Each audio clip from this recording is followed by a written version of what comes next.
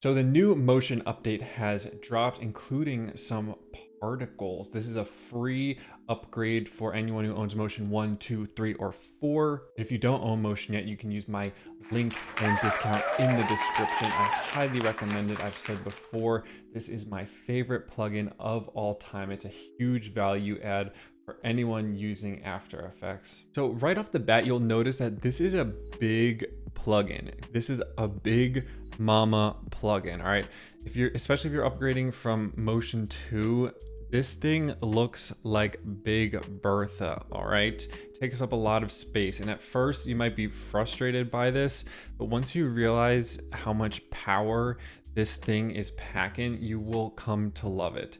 And if your Motion 4 looks different than mine, it's because I've made some changes to the UI to make it feel a little bit better, to customize it a little bit more, which I'll show you how to do at the end of this video. So the first thing we'll take a look at is the updated easing menu.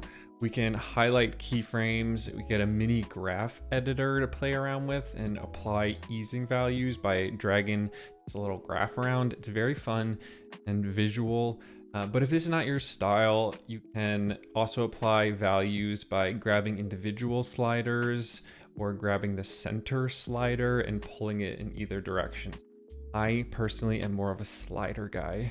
You can also easily apply keyframe types, rove across time, linear, or hold keyframes by clicking these buttons here. And if you go down to the easing library in the bottom right, you can actually save your favorite eases by creating a new library. Save your favorites and pin them to the bottom and use them whenever you'd like.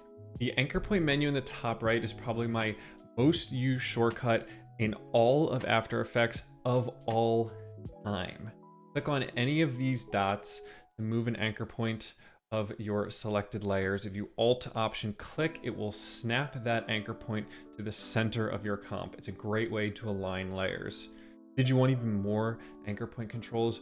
Well, then click into the anchor point menu.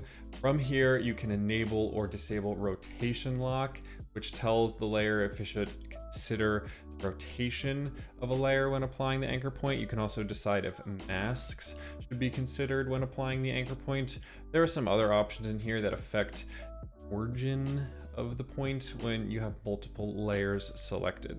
Let's click into the compositions tool to easily edit information about your selected composition, such as the size, ratio, the frame rate. You can flip it if you want. I don't care what you do in your free time. There's a library of presets if you're like me and you don't know what 1440p means. There's also a timeline tool. It's not really useful besides the frame snapping tool, but there is a really fun UFO that you should check out. We all know that After Effects does not do well with color.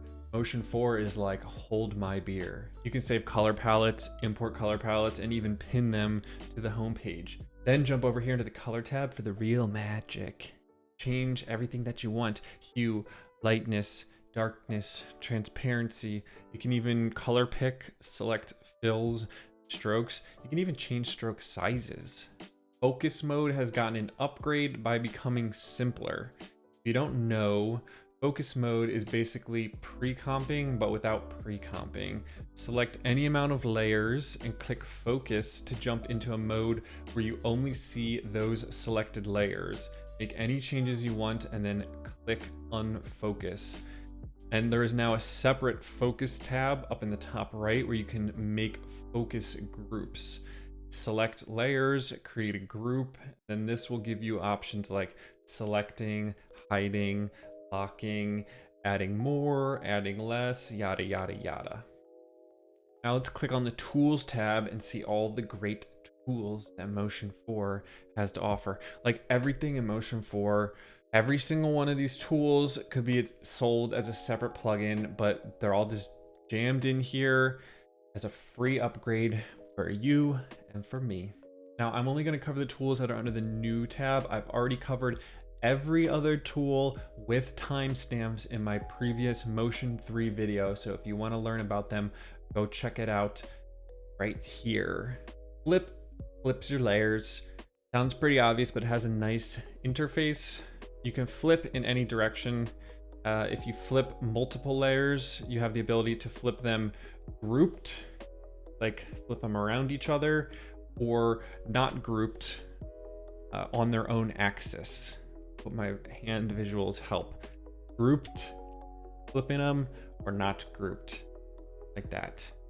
This is kind of stuff I should be doing on screen, but sometimes physical is better. Let's do some texture. You can select a layer and click texture to bring up a bunch of textures that you can load in. You can click select here to drop in a texture off your own hard drive. I'm not going to demonstrate that because I do not want to show you my downloads folder. So we'll pick a nice paper texture like this. You can click run texture to load it in. Now you'll notice that this texture is stationary, but if we click the layer that you apply the texture to, we have some options like position, delay, dynamics. Dynamics applies a random wiggle, which is so hot right now, these hot wiggles. So we can mess around with this dynamics. We can change it to a hold wiggle, which is very cool.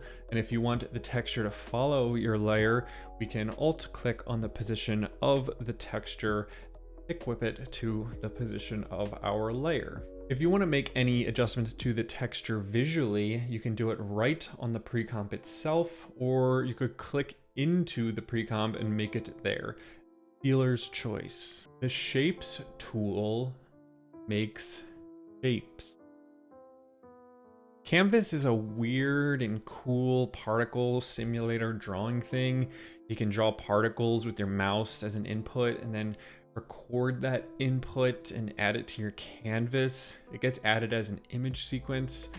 You can change parameters like brush size, the spacing between the particles, the impact that your click has, and gravity, which is more like the speed that everything happens at. Margins affect how much space this canvas has on the sides, which can give the effect of the particles leaving the canvas. Brush down and brush up affect the speed at which you're clicking disrupts the particles and how long they take to reform if there is gravity. Once you add your image sequence in, you can treat this like any other piece of footage. You can apply effects to it and manipulate it in After Effects. So this is a very unique take on particles because it's very flat and painterly. So I'm personally really interested to keep playing around with it, and I'm excited to see more stuff pop up under the simulations tab in Motion 4. So if you have some favorite tools, you can pin them to your homepage by clicking the Pin Tools button and selecting them in yellow.